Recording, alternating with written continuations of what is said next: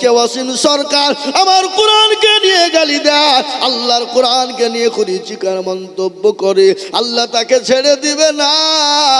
ওই উত্তর প্রদেশের ওসিম রেজা বলে একজন ছিল রে বাবা, কয়েক বছর হয়ে গেল কোরআনের 26টা আয়াতকে কেটে কেটে বাদ দিয়ে সুপ্রিম কোর্টে আপনার আপিল করলো, সুপ্রিম কোর্টে কেস করে দিল, বলে কোরআনের 26টা আয়াতকে বাদ দিতে হবে। আপনার সুপ্রিম কোর্টের আইনজীবী জাজম্যান যিনি ছিলেন কোরআন থেকে 26টা আয়াতকে বাদ দিতে চাইলো। মুসলমানরা গেলেন, উলামারা হযরতরা আলেমেরা গিয়ে বললেন ইয়া কি করে আপনি কোরআনের আয়াত বাদ দিবেন? এটা তো মানুষের রচিত বাণী নয়, এটা তো মানুষ লিখে নাই। বলে কে লিখেছে? বলে আপনাকে চেয়ারে বসিয়েছেন কে? বলে ওপরওয়ালা। এই চেয়ারের মালিক কে? বলে ওপরওয়ালা। আসমানের মালিক কে? বলে ওপরওয়ালা। জমিনের মালিক কে? বলে ওপরওয়ালা। এই দেখো দেখেছো, এরা উঠতে বুঝতে পেরেছে যে মৌলবী এবার আদায় করবে, চলো উঠে পালায়। বুঝলিয়েছে কি? বুঝলে আমাদের ভিতরেও কিছু কিছু মোদি আছে, নাই নাই? এই কথা বলেন না, আছে না নাই? আমি আপনাদেরকে বলি, ওই মুসলমানরা বললেন ওরা যিনি এই পৃথিবীতে তৈরি করতে যদি কোনো ভুল না হয়, যিনি আপনাকে চেয়ারে বসাতে কোনো ভুল না হয়, এত বড় পৃথিবীর মালিক যিনি কোনো ভুল নাই, তিনি এই কিতাব লিখেছেন, এই কিতাবের মধ্যে কি করে ভুল হতে পারে? একটু বলবেন। জাজমেন্ট বলেছিলেন ওসিম রেজা তুমি শুনে নাও, তোমার কেন তোমার বাপেরও ক্ষমতা নাই কোরআন থেকে বাদ দিয়ে একটা আয়াত বাদ দিতে পারো। তুমি সময় নষ্ট করলে, সুপ্রিম কোর্টের সময় নষ্ট করার জন্য তোমাকে 5 লক্ষ টাকা তোমার নামে জরিমানা ধার্য করা হলো।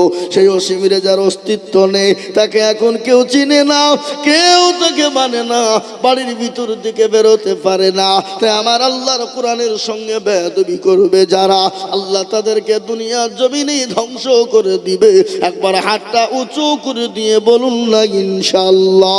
ইনশাআল্লাহ, নারায়ে তাকবীর। আমি এদের হাতটা আমার কোরআনকে জিজ্ঞাসা করুন, কোরআন বলে দিল আলিয়াউমা নাকতিমু আলা আফওয়াহিহিম ওয়া তুকাল্লিমুনা আইদিহিম ওয়া তাশহাদু আরজুলুহুম বিমা কানু ইয়াকসিবুন। কিয়ামতের দিনে জবানে তালা মেরে দেবে, হাতকে বলবে কোন কাজে ব্যয় করেছিল? হাত বলবে মাবুদ গো, ওই স্বরূপপুর হাফিজিয়া মাদ্রাসার বক্তা আজিজুল বলেছিল নবীর প্রেমিক প্রেমিক কারা, কোরআনের প্রেমিক কারা, ইসলামের প্রেমিক কারা? হাতটা তুলো, তারা হাতটা তোলার কারণে জাহান্নামটা হারাম হয়ে যাবে, জান্নাতটা ওয়াজিব হয়ে যাবে। জাহান্নাম বড় কঠিন রে বাবা। ওই আপনার আমার জন্য দুঃখিনী মা কবরে চলে গেছে, কখন চলে যাব আমরা?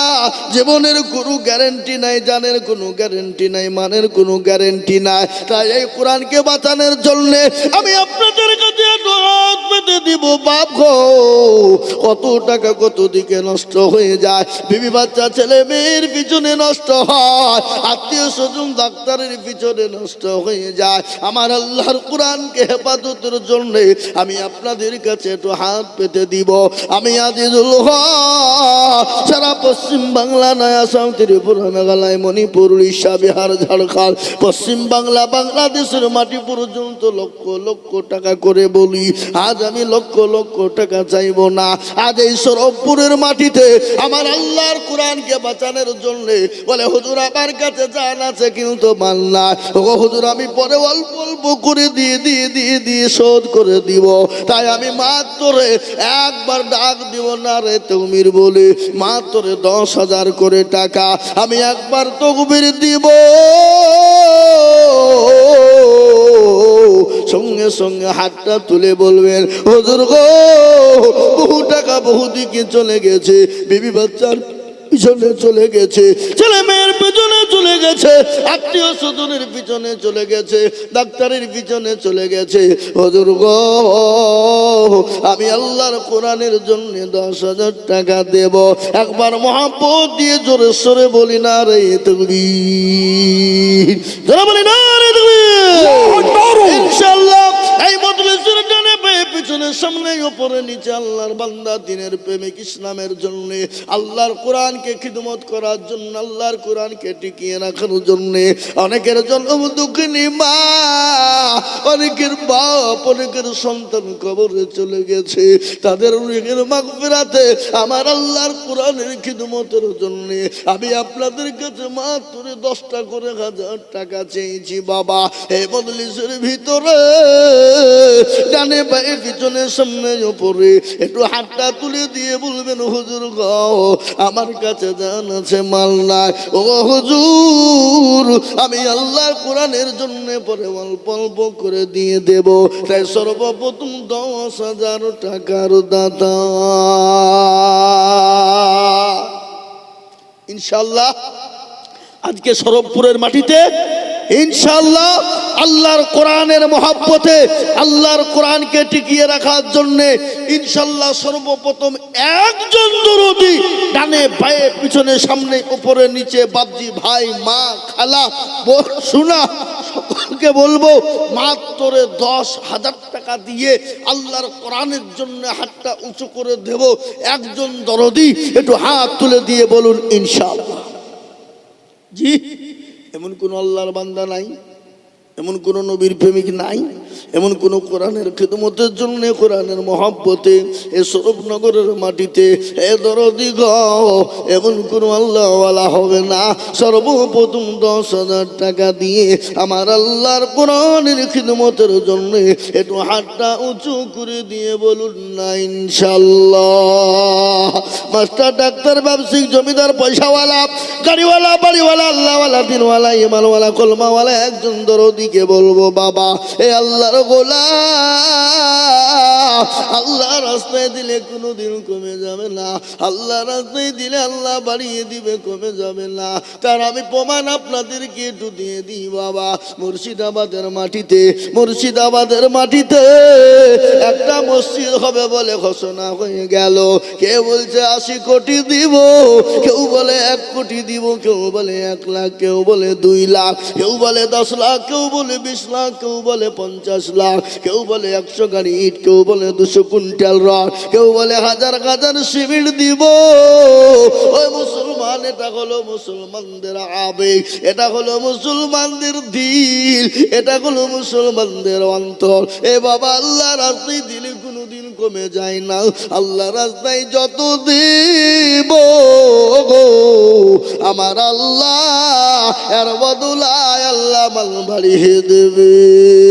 তাই আমি বলবো এই শরফপুরের মাটিতে একজন আল্লাহর বান্দা সর্বপ্রথম আল্লাহর কোরআনকে ভালোবেসে নবীর প্রেমিক মাত্র 10,000 টাকা দিয়ে বলবো হুজুর গো ডাক্তারের দোকানে বহু টাকা দিয়েছি, বেবি বাচ্চা ছেলে মেয়ে আত্মীয় স্বজন বন্ধু বান্ধব ডাক্তারের দোকানে হাজার নষ্ট করেছি।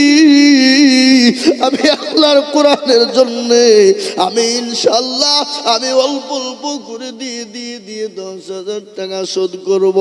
এমন কোন আল্লাহর গোলাম, এমন কোন নবীর প্রেমিক একজন দরদি গো একটু হাতটা উঁচু করে দিয়ে আমার আল্লাহকে দেখিয়ে দিয়ে বলি ইনশাআল্লাহ। এবার হবে না শোনা?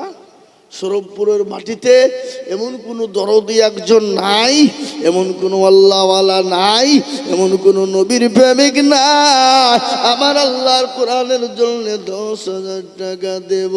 ও দরদি আমি আপনাদেরকে একটু শোনাই রে বাবা, আল্লাহ রাস্তায় যত দিব আল্লাহ বাড়িয়ে দিবে।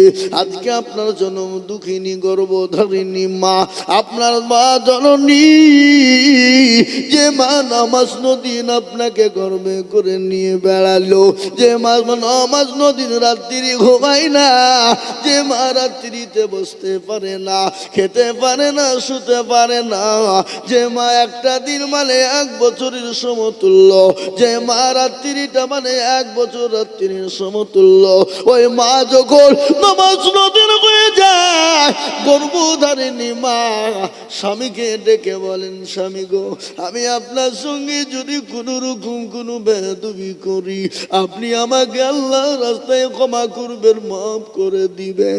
স্বামী গো, আমার কলিজার সন্তানদেরকে রেখে গেলাম, আমার কলিজার সন্তানদেরকে আপনি লালিত পালিত করবেন। ওই মা যখন অপারেশন থিয়েটারে চলে যায়, মায়ের শরীরটা শুকিয়ে যায়, মায়ের সামনে যদি সমুদ্রের পানিটা এনে দেওয়া হয়, ওই মা মনে হয় সমুদ্রের পানিকে শেষ করে ফেলবে, তার শরীরটা তত্তর করে কাঁপে। বিজ্ঞানিকরা বলে ওই মা যখন সন্তান ভূমিতে সময় হয়, ওই কলিজাতে সন্তান এত জোরে লাথি দেয়, এত জোরে লাথি দেয়, কলিজা পেটে মায়ের শরীর দিয়ে রক্তর ভুঙ্কানি ছুটে রে বাবা, কেজি কেজি বাল্টি বাল্টি রক্ত ঝরে। বিজ্ঞানী বলেছেন ওই কলিজাই যদি কোনো পুরুষের মারা হতো, পুরুষ সঙ্গে সঙ্গে কলিজা পেটে মারা যেত রে বাবা। ওই মা যখন সন্তানের চেহারা কার দেখে, সঙ্গে সঙ্গে মা নামাজ নদীনের যন্ত্রণা, সমস্ত রক্ত বেদনা, মা পানির মতো আপনার পানি হয়ে যায়। ওই মা যাদের দুনিয়া জমিনে অসুস্থ হয়ে আছে, ওই মা যাদের কবরে চলে গেছে, ওই মায়ের নামে এমন গুরু দরুদ বেটা নাই। মা তোর 10,000 টাকা দেনে বল।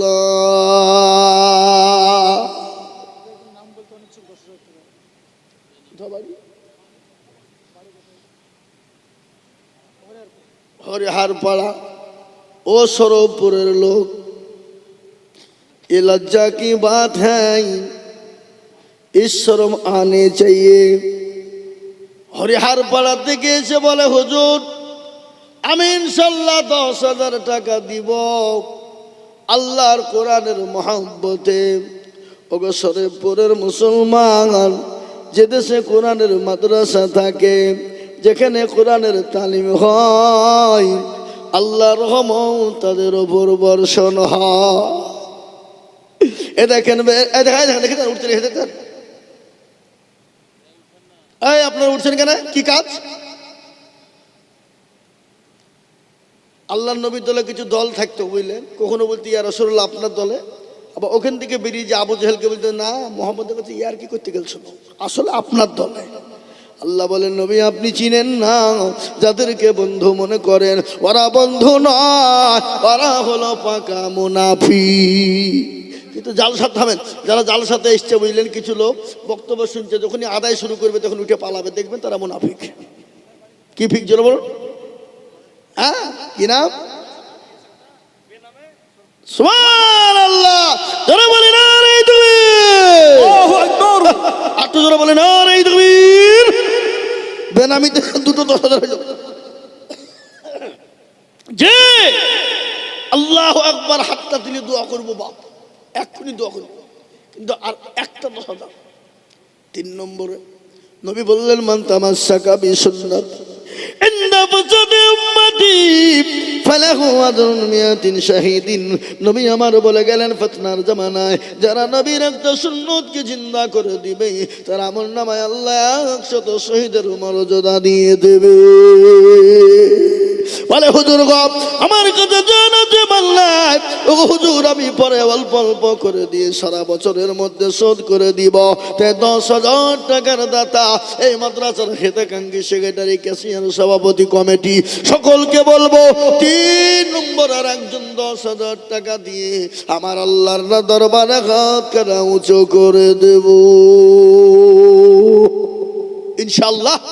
আর একটা 10,000 টাকা দাতা আপনারা মনে করছেন বেনামিতে দিলে নেকি বেশি হয়, এ বাবা আপনার দেখে যদি আর একজন কেউ দেয় তাহলে আপনার নেকি তো কিন্তু ডবল হয়ে যায়। তাই আমি আপনাদের আপনাদেরকে বলি বাপ, 2 নম্বর 10,000 হয়ে গেল।